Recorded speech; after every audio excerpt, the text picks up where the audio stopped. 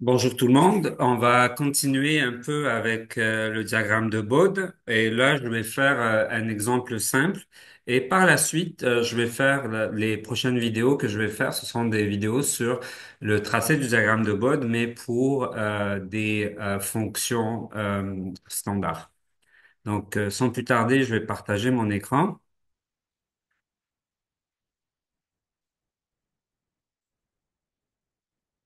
OK.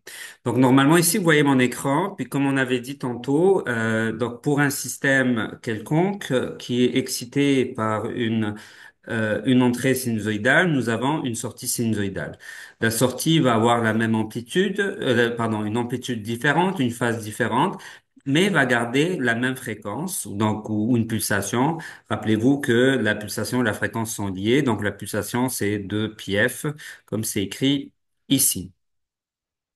Donc à la base, ce qui va arriver, c'est que ce que j'ai ici, tout simplement, c'est que G de S étant égal à Y de S sur R de S. Donc au fait, la phase de G, c'est tout simplement la phase de Y moins la phase de R. Et le module de G, c'est tout simplement le module de Y sur le module de R. Si on le fait pour toutes les valeurs de oméga, ben on se retrouve bien sûr avec le diagramme de Bode en gain et en phase. Donc pour le diagramme de gain, qui est ici, nous avons bien sûr, c'est en décibels, je vais juste effacer ça, pardon, c'est en décibels, oméga est en radians secondes, et ici, bien sûr, c'est une échelle logarithmique. Qu'est-ce que vous voyez ici? On a un, comme ça c'est 10 fois, comme ça c'est 10 fois 100, ça 1000, etc., etc. On appelle ça une décade. Pour le diagramme de phase, tout ce qui change, c'est tout simplement la phase se retrouve ici en degrés. C'est la même échelle en abscisse, ok? Donc, ce qui va changer, au lieu d'avoir des décibels, ben, c'est des degrés, puis ça va vous donner la phase. Et cette phase-là, ben, c'est la phase du système qui est égale au déphasage entre la sortie et l'entrée, ok? Si vous voyez bien, sur l'échelle logarithmique, il est important de remarquer nous n'avons pas, il y a pas, on ne peut pas atteindre zéro, parce qu'au fait, le 0,1, si vous le divisez, ben, il va se diviser. Donc, si on divise le 0,1, ce qui va arriver, ben, ça va donner 0,01, etc., etc. Et en général, on va toujours vous conseiller de commencer l'abscisse ici à une décade en dessous de la plus petite fréquence de coupure. Donc, une décade en dessous de la plus petite fréquence de coupure.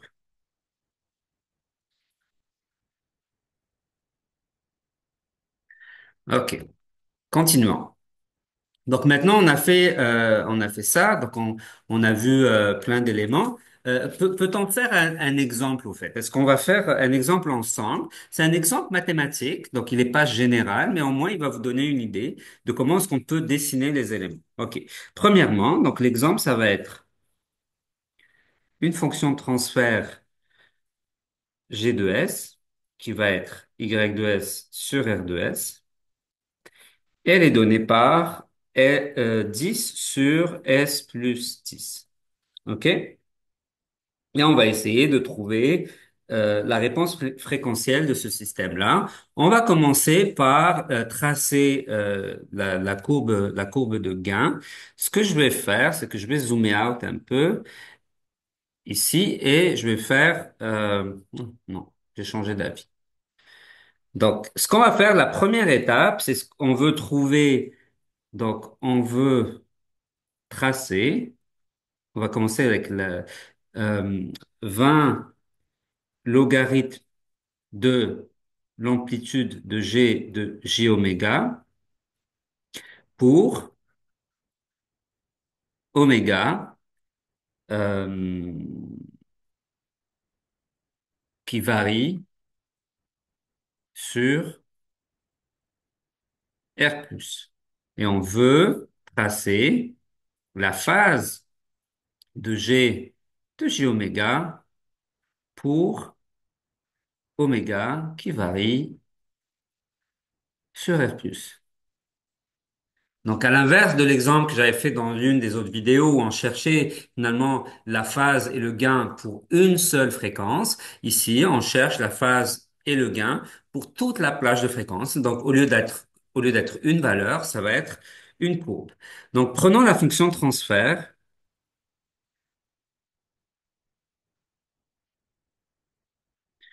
On va la simplifier, on va l'écrire sous la forme k sur tau s plus 1, qui est une forme de fonction de transfert d'ordre 1 au dénominateur. Donc, moi, ce que je veux chercher ça, tau s plus 1. Donc, pour trouver tau s plus 1, ici, j'ai plus 10, donc il faut que je divise par 10.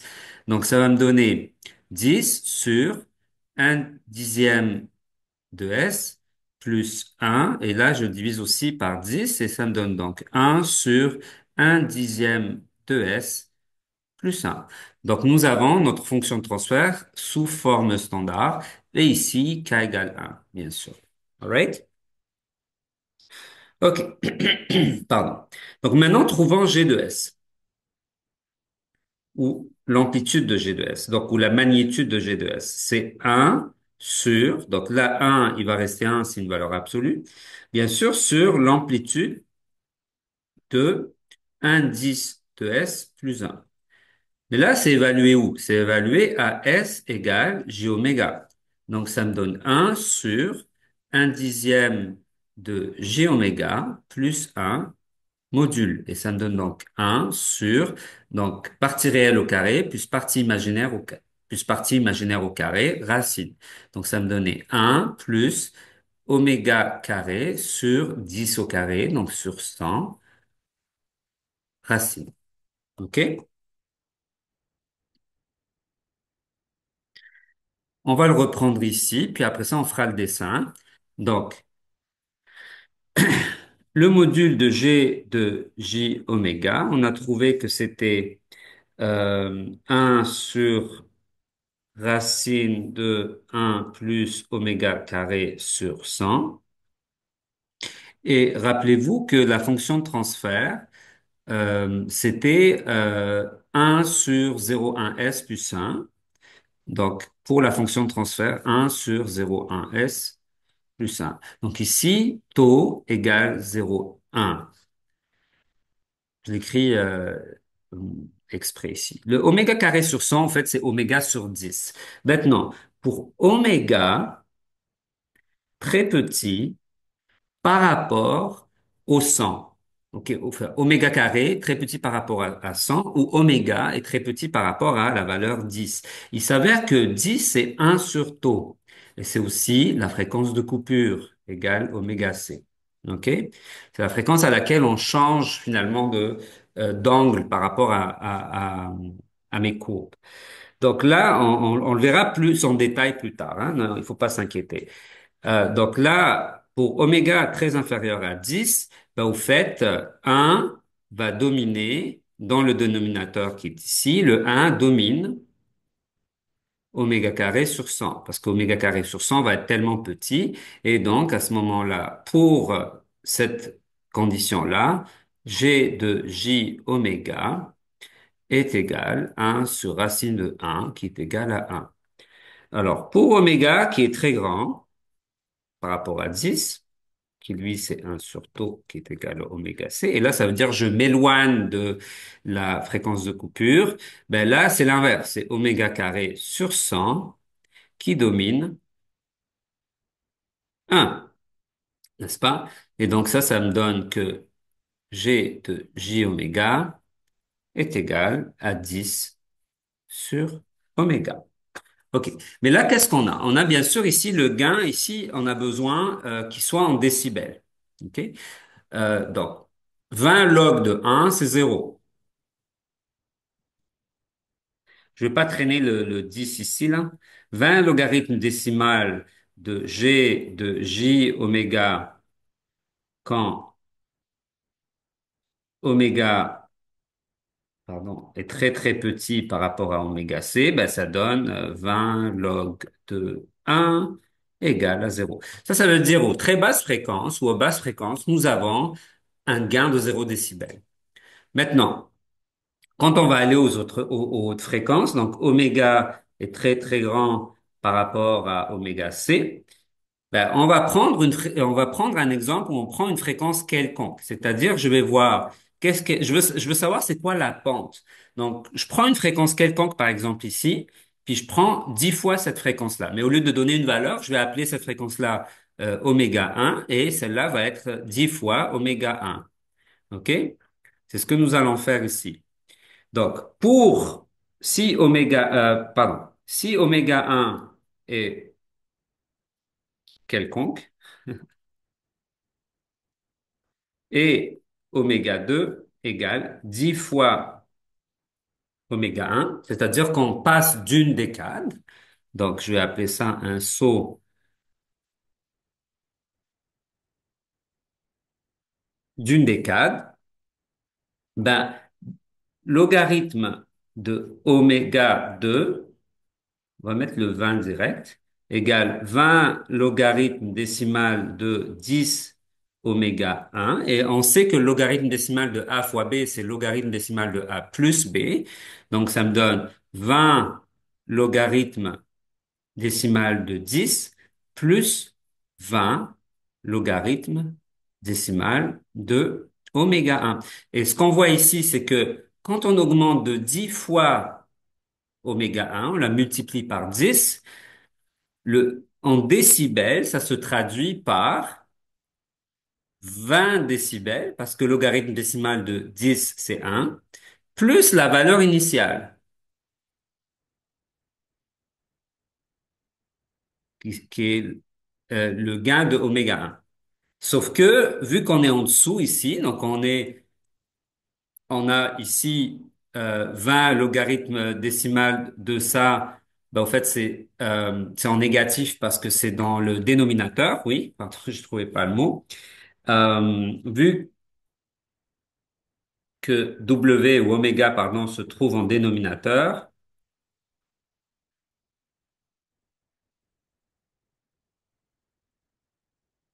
donc en fait, ça va donner moins 20 décibels moins la valeur initiale.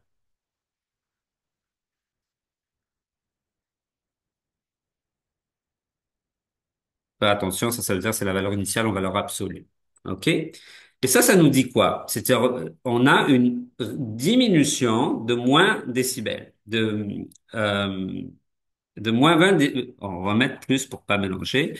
Donc, on a une baisse de moins 20 décibels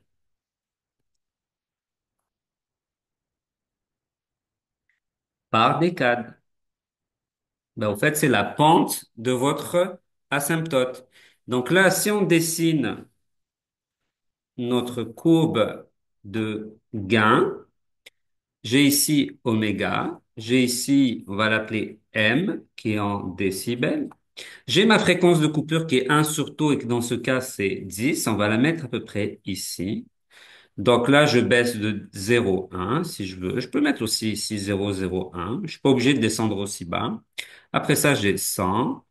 Après ça, j'ai 1000, etc., etc. Je vais tracer en vert. Je vais augmenter un peu ok. Donc, ce que ça m'a dit, c'est que quand je suis dans cette zone-là, OK, je suis à 0 décibel. Parfait. Donc, oups, bien sûr. Donc, dans la zone qui est ici, je suis à 0 décibel. Et là, je vais mettre tout simplement des unités ici. Je vais mettre moins 20, moins 40, etc.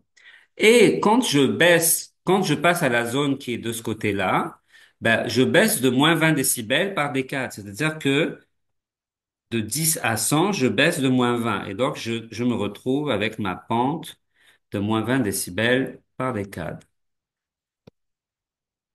OK? Donc, ici, c'est moins 20 décibels par décade. Et je veux tracer, bien sûr, ma courbe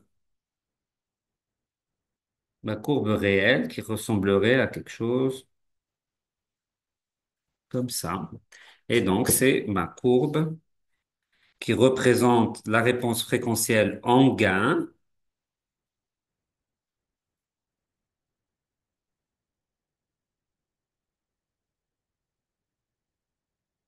en unité décibels en fonction de oméga du système ou de la fonction de transfert 10 sur 10 plus S ou S plus 10. OK. Maintenant, prenant la même chose, donc là, j'ai G2S, et je vais aller tracer sa courbe de phase. Donc G2S, j'ai 1 sur 0,1S plus 1. C'est toujours mieux de travailler avec une fonction de transfert sous une forme standard. Et je vais tracer la courbe de phase. En fait, je vais calculer la phase. OK? La phase de G2S, c'est la phase de cette affaire-là, évaluée à G oméga. Donc là, la phase de A sur B, c'est la phase de A moins la phase de B. Donc c'est la phase de 1 moins la phase de 0,1 S plus 1. La phase de 1, donc vous êtes sur l'axe réel ici. OK, donc la phase de 1, ben, c'est 0. Il n'y a pas d'angle ici, donc c'est 0.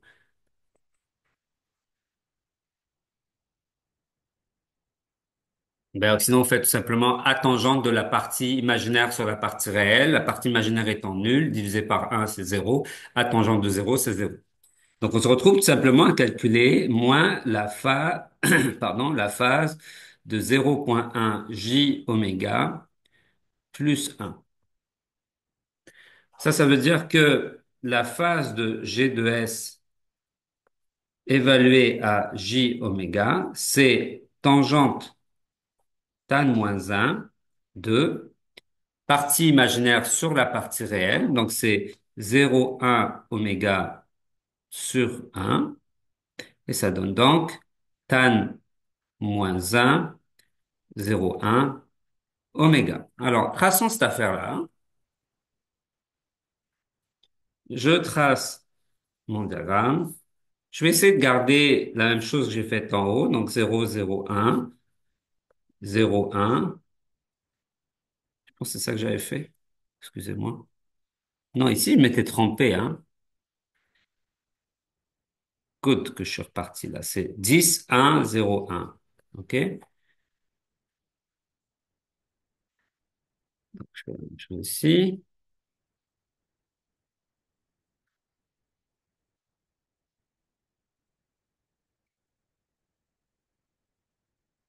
Donc, 0, 1, 10, 100, etc., etc. La même chose là. Euh, on va voir ce que ça donne ici, là. N'oubliez pas que ici, c'est la phase. Donc, j'ai phi, et là, je vais mettre en degrés. On va juste monter ici. Quand oméga est très petit, donc très petit, je me retrouve avec tan moins 1 de 0, et ça donne 0. OK? Et là, c'est la même chose, on fait ça par rapport à la fréquence de coupure. OK? Donc, on est à 0. Et quand je vais à des phases très grandes, donc oméga va vers l'infini, tan moins 1 de l'infini, c'est 90 degrés. Sauf qu'il faut pas oublier, j'ai oublié de rajouter, j'avais un moins ici. OK? Et donc à la base, ça va me donner, donc ici c'est 0 degré, et ici c'est moins 90 degrés. Donc, si je descends ici, pour les grosses fréquences, je vais aller à moins 90 degrés. Alors, ces éléments-là ne sont que les asymptotes. Puis là, donc, j'ai besoin de tracer ma courbe. Et là, ma courbe va passer au milieu ici, donc à moins 45 degrés. Et elle va faire quelque chose qui ressemble à ça. Bien sûr, c'est assez approximatif. Elle n'est pas belle, ma courbe. Je vais la retracer.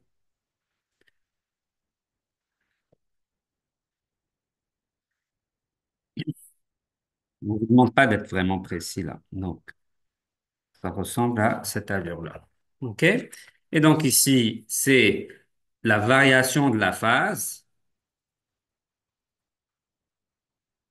ou du déphasage, parce que c'est la phase du système.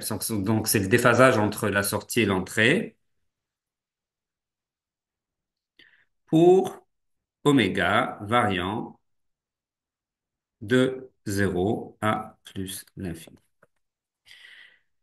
Et voilà, donc on vient de tracer ici les deux diagrammes. Ce qu'on se rend compte, c'est que cette fréquence-là est importante, oméga c qui est égal à 1 sur tau pour un système d'ordre 1, parce que c'est là où vous avez un changement et de la phase et du gain. Donc, c'est fini pour ça. Et dans les prochaines vidéos, je vais faire des vidéos qui sont en lien avec les différents tracés des différents diagrammes de Bode pour des formes canoniques, donc des formes standards. C'est tout.